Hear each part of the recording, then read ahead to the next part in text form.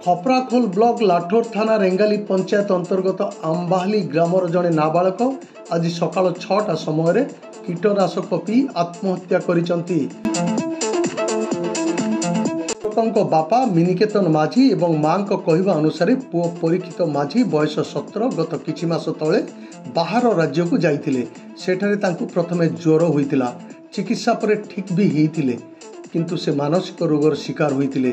बड़ भाई तांकु घर को आनी छाड़ी देबा परे परिवार लोके तांकर डाक्तरखाना रे चिकित्सा कराइथिले। शनिवार दिन सकाळु मृतकंक मां चा एवं पिठा खाइबाकु देइथिले पुओंकु। पुओ अरक्षित खाई सारिबा परे पाखरे थिबा तांको आउ एक कोठरी को जाई सेठी कीटनाशक पी देई तळे पड़ी जाइतिले। परिवार लोके तांको पचारिबारु किछि कहि नथिले, किंतु तांको पेंट पॉकेटु कीटनाशक बोतल पाइथिले परिवार लोके। तेबे घर लोके जानिबा बेलकु से अत्यंत गुरुतर होई पड़िथिले। तुरंत तांको खपराखोल गोष्ठी स्वास्थ्य केन्द्र को आनी भर्ती करा जाइतिला, किंतु डाक्तर तांको मृत घोषणा करथिले।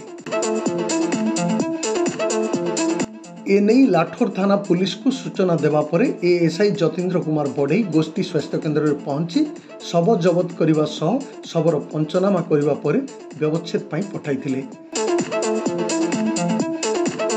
ए संक्रांत लाठोर थाना यूडी केस नंबर 3/2024 एक अपमृत्यु मामला रुजु करा जाई घटनार अधिक तदंत चलीथिबा कुहा जायछि।